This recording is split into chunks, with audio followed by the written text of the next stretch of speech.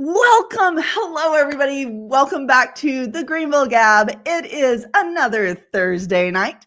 And as you guys know, we are here to answer your questions about everything Greenville and the surrounding area. So tonight I just have a special surprise for you guys.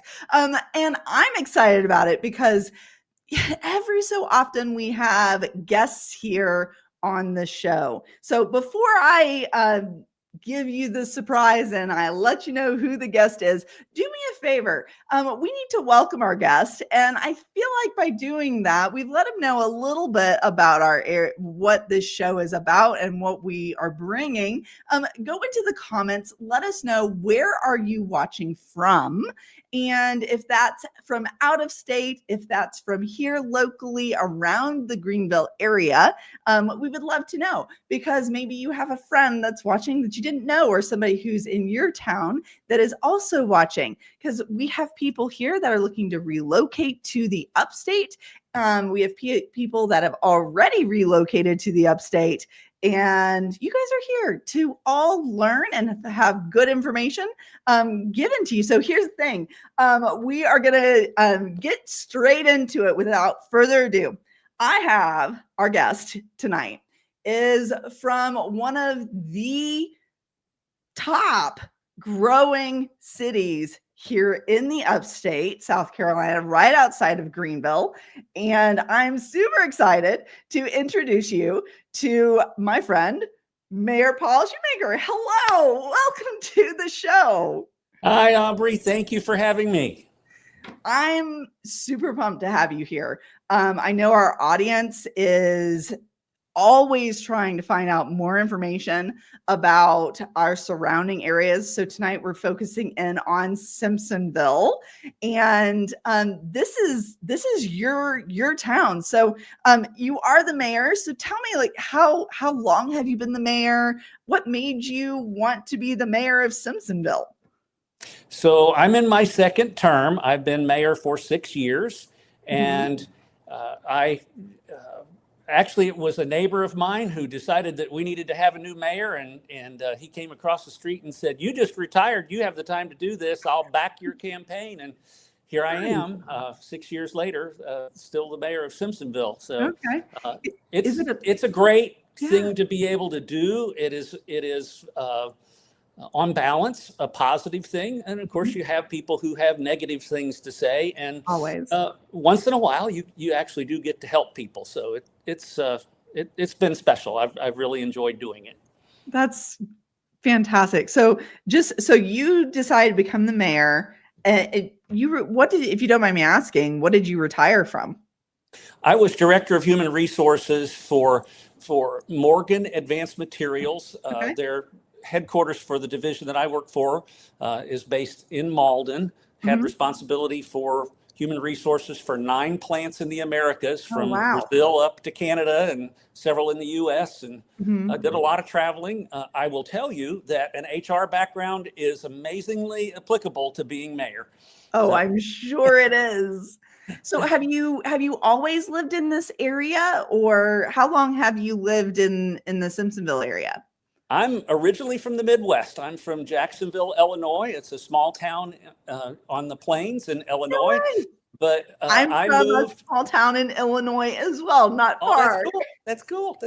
Well, I moved here in 1986, so I've been here almost 40 years, and this is home. Children, born and raised here, and of course, I have to say this is home now because I've been mayor for 6 years, but it really is. The roots are very, very deep here in this community. And this has been just such a special place to live. It still is a very special place to live. And the changes that we've had over the last 10 years or so have really made Simpsonville just amazing.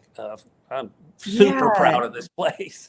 Well, so I've been a realtor here in the upstate. I've for about 10 years now. I've lived here for oh my goodness, I've lived here for 20 years, and I've watched Simpsonville kind of just over the years, not just with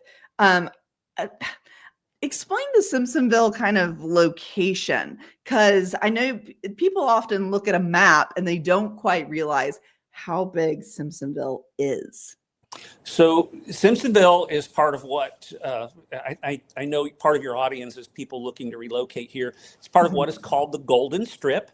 There are three cities that tend southeastward from Greenville: Malden, Simpsonville, and Fountain Inn. We're all part of the Golden Strip. That name landed on us when Greenville Water put in a water line back in 1954, and a reporter named it the Golden Strip, and it stuck. And we are about 30,000 people now. We're growing very rapidly, as is all of the upstate. In fact, 1 out of every 3 people you meet on the street today has moved here in the last 5 years. So the growth has been pretty explosive.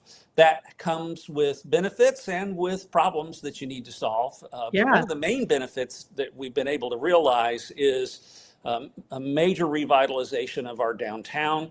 We just finished a huge renovation of our main park in the center of town called Gracely Park. Gorgeous playground. It's the site of our municipal complex. And I've been watching that renovation. It's huge. Really a beautiful facility. But we also have, we have a wonderful park system. We also have a wonderful park called Heritage Park. And I think the walking trails that are there make it one of the best walkable parks in Greenville County. A very enjoyable place to walk. My wife and I go there 2 or 3 times a week just to take a walk, because it is such a very pleasant park, and you can walk in where you're not interacting with cars at all. It's very nice. We're also, we have a small section of the Swamp Rabbit Trail. We put it in just to get our toe in the water. It's only 9/10 of a mile long. It was really just to show that we're committed to moving forward with that. Hang on, my lights went off in here. It doesn't seem to sit in here. There it goes. So what surprised us is this short section of trail, how popular it's been, even just that much of it. And we're working on expanding that trail and connecting it down to Heritage Park, which would give us almost 3 miles of trail. And then we have a downtown amplification project we're doing that will improve our walkability in downtown. We'll also connect to that. So the 2 parks will be connected together, where you can walk or bike or take your dog or kid in a stroller. Is that we actually, that was one of the questions from one of our people that he's renting here in the area now, but he's looking at the Simpsonville area and has more questions about it. And that was his question. I don't know if he knew about the section of the Swamp Rabbit. I honestly didn't even know that Simpsonville had a section of the Swamp Rabbit. I know Fountain Inn does, but Simpsonville does. Is there a timeline or anything as far as connecting it up to the larger portions of the Swamp Rabbit? Yeah, there's a timeline. It was 4 years ago. We approved extending the trail 4 years ago. Okay. And, the thing and going, getting permission from the DOT to cross roads, and having a hard time getting it underway. We're very, very close. Okay. We have the money to do it, and we feel like that this is a very important amenity. It is so important for quality of life. And just to tell you a little bit of the history of the Swamp Rabbit Trail, especially for people who are moving to the area, it really began in Travelers Rest, north of Greenville. And it was kind of the brainchild of 3 people, one of them being the former city administrator of Travelers Rest. Her name is Diana Gracely.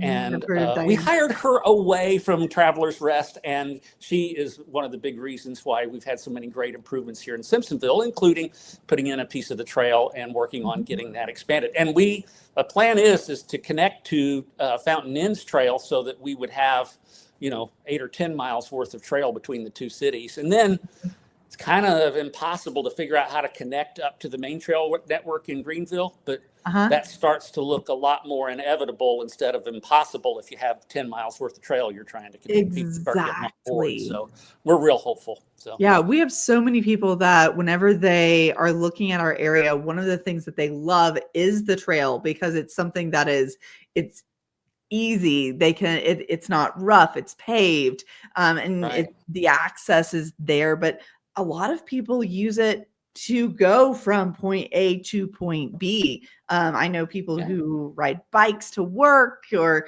will rollerblade or skateboard, etc. Like, I think it is very important, and they've proven, and maybe you can speak to this too, that as you improve your walkability, businesses pop up, and it helps the community. The absolute renaissance that happened in Travelers Rest was a result of the trail. It's just, there's no doubt about it. A lot of it, and just the growth in the upstate. Yeah. But the big engine was the trail, and it's just amazing to see the number of people who are out and about on foot in downtown Travelers Rest, in downtown Simpsonville, in downtown Greenville, in Fountain Inn. That it wasn't that way 20 years ago. Everybody was holed up in their cars and trying to get from one place to another, and rather than being now people outside. Get out. I tell people a lot of times we do life outside here.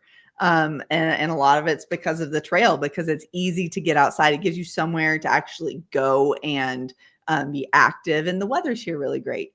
Absolutely. So I do have another quick question, kind of just about Simpsonville as general. As people are looking at Simpsonville, and for you guys that are watching, and if you're watching a replay, would love to see your questions in the comments about Simpsonville if you have anything. But Mayor Paul, when I look at a map of Simpsonville, and then I start to realize, wait a second, there's 2 different zip codes in Simpsonville. And then I go, well, is there one side of town that's better than the other side of town? Or, like, as somebody who knows and loves and lives Simpsonville, what would you tell our people? Is there a bad side of town? Is there a side of town that you're like, well, maybe absolutely, there is no bad side of Simpsonville. I think one thing that's very special about our town is that our demographics are very much reflective of the demographics of the entire state. It's almost just number for number exactly the same. But you can't point at any particular ethnic neighborhood and say, oh, that's this neighborhood, or that's this neighborhood. We are very integrated as a city, and it makes it special. And there is no bad part of town. It is very, there are places that are less expensive and places that are more expensive, of course, but they're all really, really good places to live. Why the 2 zip codes? Any idea, other than just the post office decided 2 zip codes? Actually, that is probably one of the more common things that I get on a daily basis is, I live in Simpsonville, and I think this is, oh, where do you live? Oh, I live in Five Forks. Well, you're served by the Simpsonville Post Office, which is part of the United States government, but that's not actually inside the city limits. So it's just that one side of 385 has a zip code, and the other side of 385 has a zip code, and those are both set by the Postal Service. But much to my chagrin, there are Simpsonville addresses inside the city limits of Malden. In fact, Bridgeway Station is in Simpsonville by zip code, but it's actually in the city limits of Malden. The same thing for Fountain Inn. They have Simpsonville addresses in Fountain Inn, but we don't have any Fountain Inn addresses or Malden addresses. We're all Simpsonville. But just because you get served by our post office doesn't mean you're actually in the city. But we do want you to come here and enjoy Simpsonville, even if you're absolutely. It's so fun. Okay, so let's go ahead, and I got one question over and over and over. I went into like the Simpsonville residents Facebook page. I posted on my own personal page. And pretty much everybody at some point said, is there anything about the roads? We have so many people that are relocating here. And I have another question that I want to ask a little bit later, but the roads have been the main point that I hear the most people complain about. What do you tell people that are moving here or are concerned about roads or the congestion? How wonky do you want me to get? Okay. So let me start with, in Simpsonville's downtown. We do have a pretty significant traffic issue in downtown. We have again approved 4 years ago the money set aside 4 years ago to revamp our traffic flow in downtown Simpsonville. We do really strongly believe it's going to help a lot. We're putting in some one-way streets, and it's not much. It's just 3 blocks going one direction, 3 blocks going the other way, and some cross streets that'll be one way. But it really helps, especially with tractor trailers trying to get around the corner at the clock tower, coming from either direction, that they can hold up 2 or 3 cycles of the light trying to negotiate that corner. And it is a state highway, and it does belong to the state. But these one-way streets will help that traffic to flow a little better. But in terms of, this is where I get wonky, and you have to. And Mayor Paul, not to interrupt you, but while we're talking about this, I'm actually going to share my screen. I've got a map. I find that a lot of our people enjoy at least being able to see where we're talking about. Right. So right here where this little flag is. So there's Heritage Park. Here's what I would call the city of travelers. That's the center of Simpsonville. Right. Yep. So when you're talking these roads, and they're, I mean, everywhere. I mean, and what we were talking about earlier was just how big Simpsonville is. Yeah. If you'll zoom in on the word Simpsonville. Okay. Right there where that little, I don't know what that one is pointing to, but that's kind of the center of town. That's where the clock tower is, and that's where our biggest traffic problems occur. And right there in that center of town is where we're going to be doing this work on, well, it'll be repaving and then setting up one-way streets and that kind of thing. And that'll make things flow better. But here's where it gets wonky. Okay. People complain a lot about how difficult it is to get through the center of Simpsonville. Right. And I'm here to tell you that my position is that I'm not here to help you drive through the center of Simpsonville faster. Get on 385, okay? Yeah. And we're not going to be doing things to make traffic flow faster. And the wonky bit is that the very common belief, I mean, almost everybody believes the way to fix traffic is to widen roads. Okay. The problem is that's kind of like loosening your belt to lose weight. So if you widen roads, you get a thing called induced demand. And that means that, oh, I can go faster if I go that way. And so more cars come and go that way until they just backfill it, and it's just as bad or worse than it was before. Sounds like you're talking about Woodruff Road. Yeah. Then the other issue is, Woodruff Road's a perfect example. Widen Woodruff Road, still don't go there on Saturday mornings, right? So that's a perfect example. It did not make it where it took you less time. It just meant more cars are taking the same amount of time. The other thing that's kind of an interesting thing that most people don't know a thing about is a thing called Marchetti's constant. Okay. And please go look it up on Wikipedia because it's an interesting thing. Human beings, it doesn't matter if you have to walk to get there, or if you ride a bicycle, or if you ride a horse, or if you drive a car, human beings have a tolerance for about a maximum of 30 minutes to get to where they need to go every day. So if it gets outside of 30 minutes, they're really not wanting to commute to work beyond that number. Or if it takes that long to get to the grocery store, most people don't tolerate that. If you widen the roads, make it handle more cars, that means people will live farther out. It actually induces growth by doing that. And we've been doing a really good job of inducing growth here. And a lot of that is by having this thought process of let's make the roads bigger and wider and handle more cars, and it just means you get more subdivisions. And my concern is that we're going to turn into Fulton County, Georgia, and Fulton County is wall-to-wall residential estate neighborhoods from one county line to the other, and it's astounding. And we're heading that way. We're heading towards being Atlanta-style traffic, and I don't have the answer to all of that, but I do know that the one piece that I have a vote on is not widening the roads in the center of Simpsonville. This is a place to come to, not a place to pass through.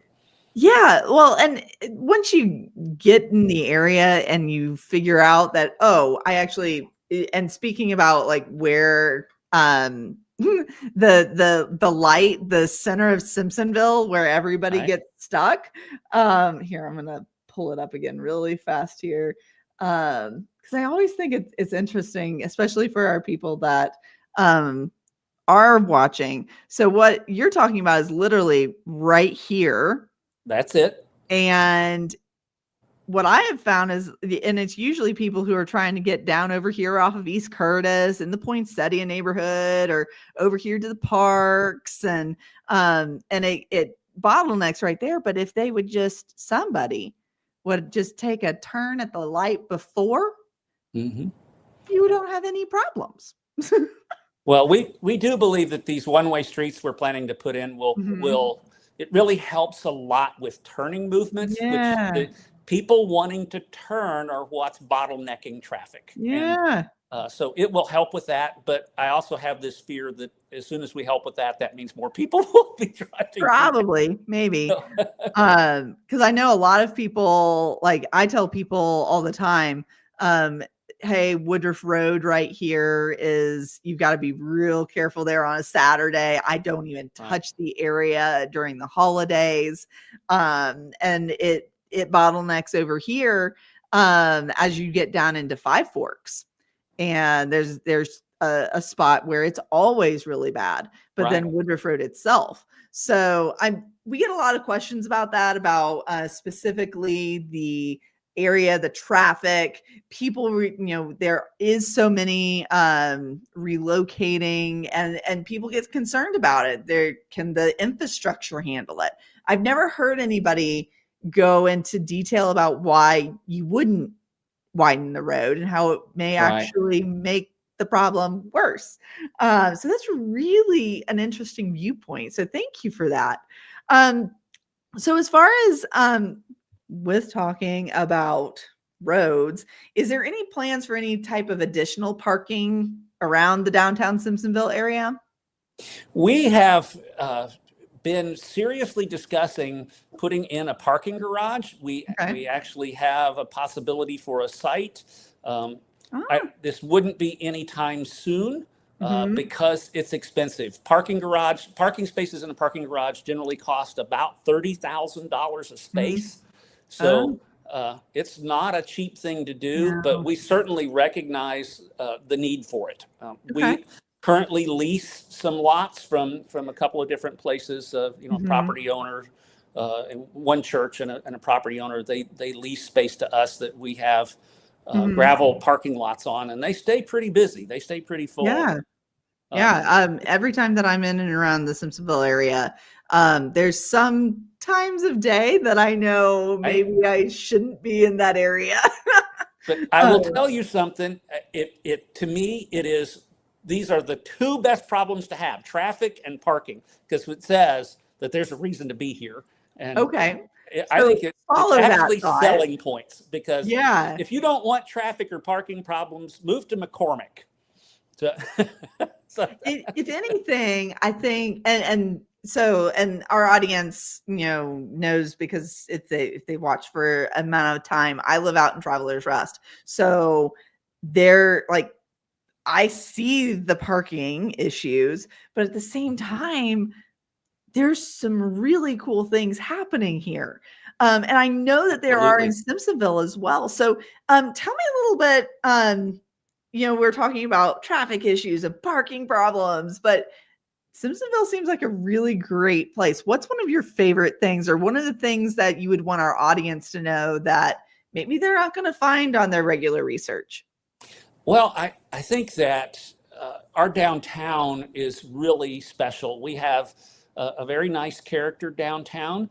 It is, there are people in our downtown on foot at all hours of the day. You can be there at 7 o'clock in the morning, and the coffee shops are, are full, and a lot of people there for that. And then there are places to eat, a lot of lunchtime traffic for our restaurants downtown. And then we have some some really great entertainment spots that are open in the evening, and this has all been fairly recent, the last 5 to 10 years.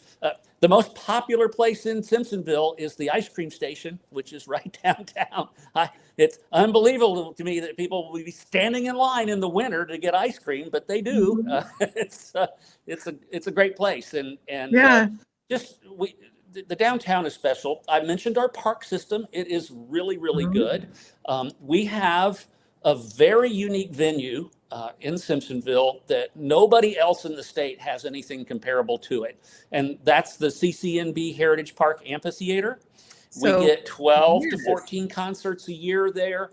And it's a great amenity and a great thing for our local folks. But the real purpose behind it is this huge economic engine that brings people to Simpsonville that spend their dollars in our motels and in our restaurants. I meet people all the time who have spent the weekend in Simpsonville, and I see them out Sunday at lunchtime and overhear conversations or end up talking to them. And it's a great place. We put on a lot of good live music. And with the amphitheater, I did hear that maybe a contract was terminated, or is that kind of just a rumor? No, that's not a rumor. We've had a long-term relationship with a management company called TRZ. Okay. And we decided to open that up for bids, and TRZ is welcome to bid again, but we have ended our contract with them for now to open that back up for bids. The venue belongs to the city, and we really feel like it could be taken to the next level. It's been a little bit like, I don't know, like one of those traveling circuses kind of thing, a little bit of that kind of a feel to it as far as food and the amenities surrounding the venue itself. And we also feel like that we could, with the right partner, we can reinvest in the facility and keep it becoming more and more special. We're competing with venues in Atlanta and Charlotte. Yes. And there are some things where we could invest money to make ourselves even more competitive. We have 5,000 hard seats. The capacity is 10 to 12,000. We've squeezed 14,000 in there. That's really crowded. But I think one thing that I would love to see happen is to put a roof over the hard seating so that we wouldn't have to cancel shows for weather. It would allow us to attract a little bit bigger name artists. We're never going to get U2 or Taylor Swift. You're not going to get T Swift. It's just not going to happen there. Yeah, that's not going to happen. Not a big enough venue for that. But what we're looking to catch those acts that are on their way up to being the next U2 or the next Taylor Swift. And we already are catching some of the acts that are past their prime. Willie Nelson sells out every year. So, I know Brad Paisley came through not too long ago. Yeah, we've had some big names. Yeah, absolutely. So so that is one thing that I think a lot of people, when they are relocating to the area, there's like a two-sided coin to this. Either whenever, because we help people buy and sell houses, right? So when I know that they're going to be living they're looking at a house near the amphitheater. Absolutely. I'm like, you need to know that there is something down the road here that is going to impact your life. And is either going to be something you love or something you hate. So it's amazing to me that it seems to be how much love and hate switches back and forth depending on whether it's a genre of music you like or not. But that does happen. But I also will remind people, I think it's very important that you are upfront with people who are moving to that part of Simpsonville, that they do definitely need to be aware of that. But it is typically 12 to 14 nights a year. So it's not that often. And the other thing that I remind people who were maybe a little bit put out with it being loud is that, I know that was an inconvenience for you as one person, but you got to remember also that there were 10,000 people there having fun. And Yep. so, you know, That's I like really I like it cool. when people have fun. Most of the time, it's not music I like, and I can definitely hear it from my house. So, you know, Oh, so gotcha. Yeah, no, I've heard all about it. I think it's cool because I've had some people that they find out about that and they want to be on that side of town and they've got their golf cart and like yeah, yeah, it's a absolutely. whole thing. So okay. We've talked about different sides of town, not any bad side of town. With the increase in population, we had a question specifically. I thought this was great. How has it impacted your job? What are maybe some of the challenges that you've had? Like, I'd love to hear this from your perspective with so many people relocating to the Simpsonville area. Well, I will tell you from a personal standpoint, the growth very much does concern me because I really do worry that we're going to become the next Fulton County. Okay. And every city and the county as a whole, we're all struggling with how to manage that. It's a Mhm. little bit disjointed when you have 7 different local governments involved in manage that, and you throw in the school system too. Oh, yeah. An eighth quasi government that's involved in trying to deal with this growth. I Mhm. really am concerned about the rural areas of our county, this Mhm. farmland growing its last crop, which is rooftops, and Mhm. that's really a problem. But at the same time, and this is something that it's very difficult to explain to people, but what you have to remember is that property rights are one of the most fundamental rights that make up our nation. Mhm. And so everybody wants to throw, rocks and hand grenades at developers, the big bad developers. And, Mhm. developers do make money, and no doubt about it. Mhm. But what you have to think about first, and what people often forget, is the property owner that owned it before the developer made a contract with them to buy it from them. And uh, Yes. we're talking about people who may have had family land that has been in their family for generations, over 100 Mhm. years, and uh, and suddenly somebody has come along and offered them literally millions of dollars. We're talking about generational wealth here. The land Mhm. wasn't worth anything until all this growth happened. I mean, it was Right. worth something, but it wasn't worth millions of Yes. dollars. And then suddenly somebody comes and offers millions of dollars. It's not Mhm. fair for government to say, oh no, sorry, you can't have your millions of dollars because traffic. Mhm. It's really Yeah. problematic. And we had a perfect example at our last council meeting. I mean, this is just Okay. really hits home. A woman who is in her 80s is the exact thing I was talking about. We're talking about family land that's been in her family for generations. She Mhm. is the sole owner of this property, and she has fallen into major health problems and Mhm. needs intensive long-term care, very, very expensive. And there goes my lights again. She needs very expensive care, and uh, it wouldn't be fair to say, I'm sorry, you can't sell your land to take care of Take care yourself. of yourself. But there are people who show up who are like, you need to stop this because traffic. And uh, yeah, Mhm. I think it's really important to remember that it might be your neighbor, it might be somebody or the next person in line could be you if you own Mhm. property. That it's just something that we have to consider. I Yeah. think we do need to manage growth, but that needs to be managed across the board, the same way for everybody, Yeah. not telling one individual landowner, oh, sorry, too bad, you got to the party too late.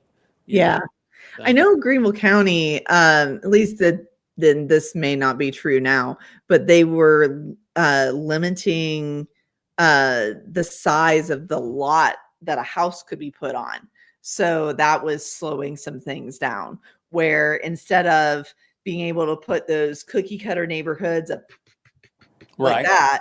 that, they were limiting it, certain areas to half-acre lots. That was the smallest lot that could go in that And neighborhood.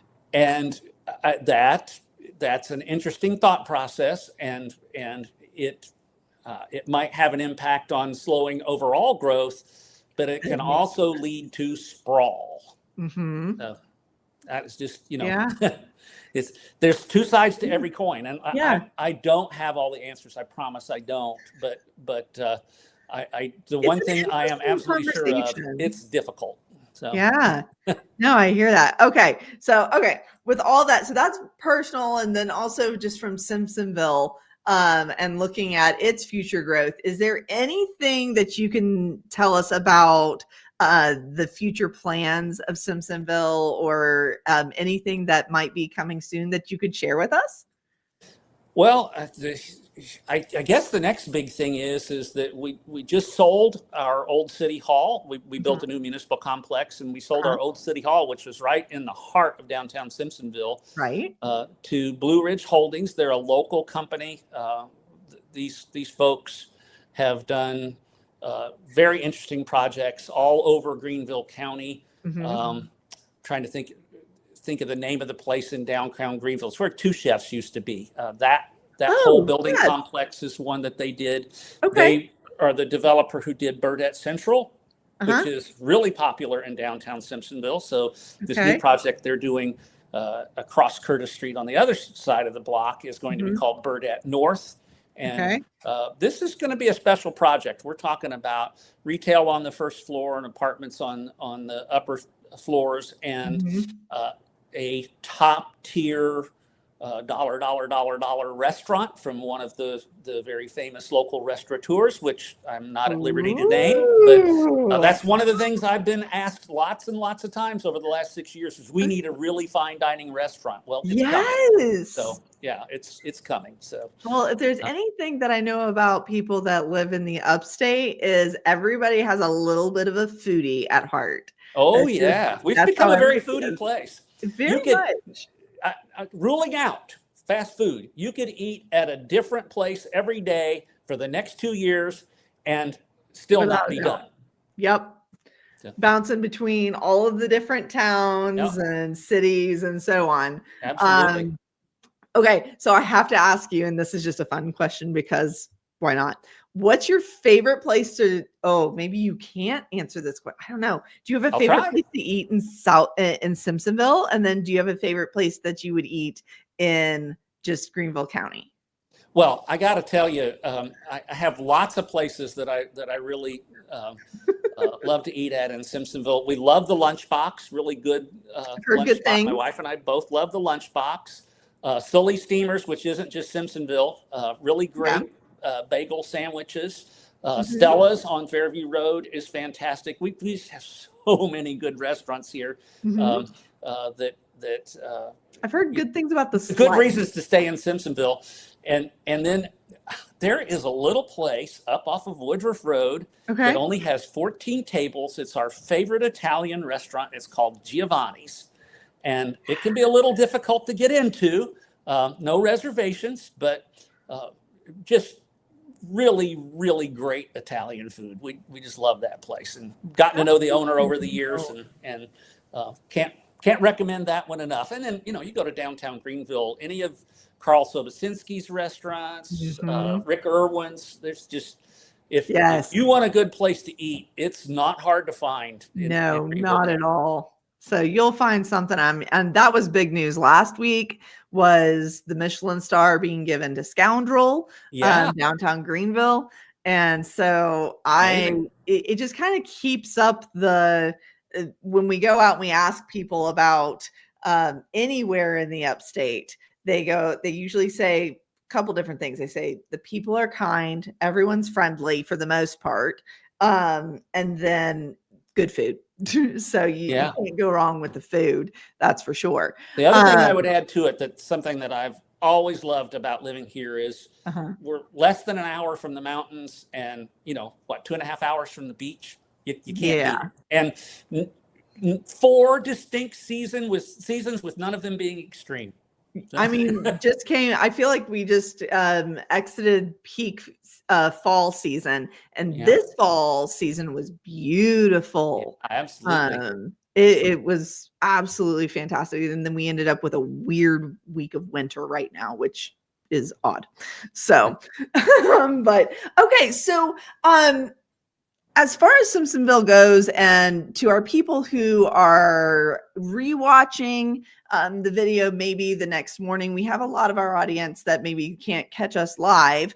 What would you tell them as far as their relocation? Is there anything that you would want them to know before they, why to choose Simpsonville as their place to relocate, or maybe something that they need to know about the Simpsonville area before they relocate?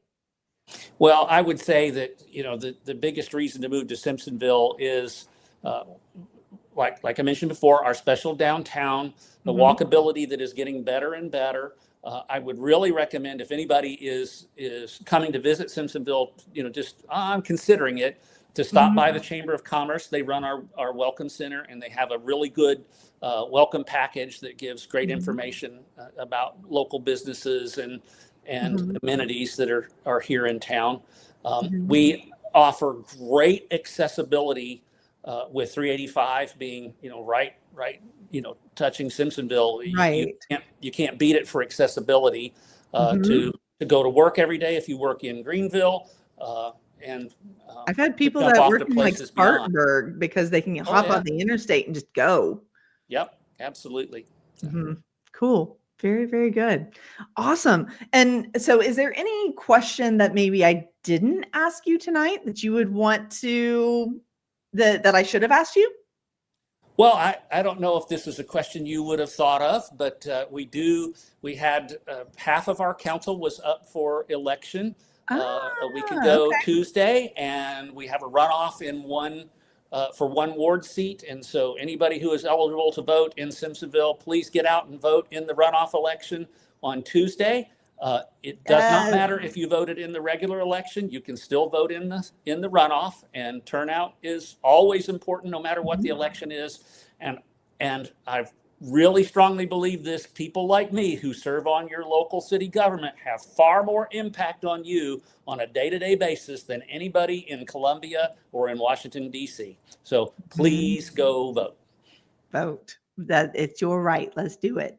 All right. So before we end tonight, I wanted to turn everything over to the audience here. If you are watching tonight and you have a question that maybe I didn't ask Mayor Paul, or just a burning desire to leave us a comment, go ahead, put that in the chat box here. Now, my friend Everett here went ahead and put in a question for us here. He says, Mayor Paul, as Simpsonville grows and looks ahead to our future infrastructure needs, has the city explored the possibility of advanced energy options like small modular nuclear reactors, SMRs, for reliable low carbon baseload power? If so, what are the potential benefits and challenges you see for the area? So we actually don't have a lot of space left for any kind of industrial growth. It's all been kind of built out. So that something like power generation or even a solar farm or that kind of thing hasn't really been on our radar. No, we don't have any considerations for that. I did hear something today that I think is a very interesting thing that is very brand new to me. But there's a company that's working on making induction stoves that you put in your kitchen that come with a giant lithium battery in the space that has the drawer under your stove. That would be big enough not only to drive your stove, but also run your refrigerator and give you power if the power was out for several days, but doesn't require that expensive thing of having an electrician come to your house and install a Tesla power wall, for example. And they're hopeful if they can get this kind of installed base out into the community that it could be used for managing peak loads. You'd have to be able to flow power back out to the grid and that kind of thing. But they really think that they have some. I thought that's a very cool idea. That's very interesting. I'm hoping that gets adopted. So yeah, I feel like there's a little bit of, and you'll know this, I feel like there's a little bit of PTSD in our area from a year ago. So many people being without power, and definitely that's cool. Speaking of power, though, like, who are the power companies that service Simpsonville? So most of our residents are served by Duke Energy. We do have some residents who are served by Lawrence Electric Cooperative. So, but 90% of the customers are with Duke Energy. Okay. Our rates are pretty low. If you're listening from out of state, our rates are right around 13 cents a kilowatt hour, which is, not the lowest that you could possibly find in the country, but it is among the lowest. Okay. Good to know. We have a question here from my friend John. From John. Does Simpsonville have areas to build on 1 acre, or is it mostly city and developments? So he's asking about land. Yeah, we don't have any developable area left that would have 1 acre lots. We're pretty well filled out, and in fact, one of the big items of debate among council has been imposing impact fees. And I've heard about one of the things I pointed out is that most of the unincorporated area around Simpsonville is built out as well. There's really not, growth is going to slow for the city of Simpsonville in terms of population and developments, because there's not much developable land that's adjacent to the city that would annex in, or developable land that is within the city. There's a pocket here and there, but it's not going to be like it's been over the last 15 years. Gotcha. Let's see here. Oh, this is a good one. Is Simpsonville housing? Hold on, not that one. How is Simpsonville? Actually, I can answer that. This one, housing rates and costs going up. So it has slowed a little bit. It was going up pretty fast, but yes, it was slowed a little bit. The good news is it's not declining.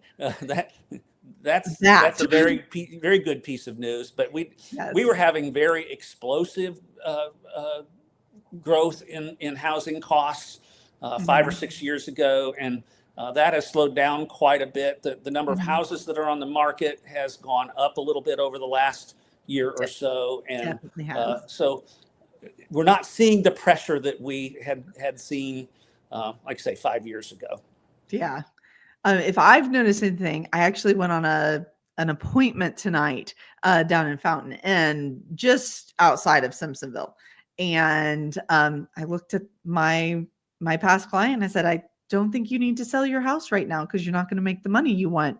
But your house hasn't decreased in value. That's the important thing. Right. So if you don't have to, I wouldn't right now. You better know where you're going if you're going to put your house up for sale. Yep. You can't just do it because, if you can afford everything, so stay where you're at. Let's see here. So Noah here has another question. How is Simpsonville and Fountain Inn working together for Christmas for the community? Do Simpsonville and Fountain Inn work together? We don't typically work together. We're certainly, we talk a lot about what we're doing in each of the cities. Fountain Inn has some really special things that they do for Christmas. I guess the big thing we do is our Christmas parade, which is the first Sunday in December. And typically it lasts, I would say, about an hour and a half, usually around 90 to 100 different entrants in the parade. It's run by our Chamber of Commerce, and it's a lot of fun. I love riding on top of the fire truck and waving to the kids and making faces. And do you throw candy? What's that? Do you throw candy? Is that a thing still? We do not allow throwing candy. What? And it's pretty easy to understand why, because when you throw candy, the kids run out in the road, and it's not happened here, but up in North Carolina, a child was run over by a float and killed. And so we didn't want to be a part of that. But the chamber has come up with a fantastic idea, and I think it's going to work just stunningly. Rotary, and Simpsonville Okay. Rotary and Kiwanis are working together with the chamber and Uh-huh. are going down the parade route before Mhm. the parade starts, before you have vehicles coming down the road, going Okay. down the parade route and handing out and throwing candy before the parade. So get your Ah. kids to the side of the road early and they'll get their candy. Michael, our behind the scenes everything, is asking if you dress up as Santa. No, I do not dress up as Santa, but I usually wear some kind of a goofy hat. That's awesome. Oh, geez. All right. Well, you've given us so much value tonight. And I don't think I knew this much about Simpsonville until this conversation. And I know a lot. So this has been so good. Okay. Well, I think we've established our value for our audience. And I hope that you've enjoyed, I've thoroughly enjoyed talking to you. Well, I'm looking forward to this. It's a privilege to get to do this kind of thing and to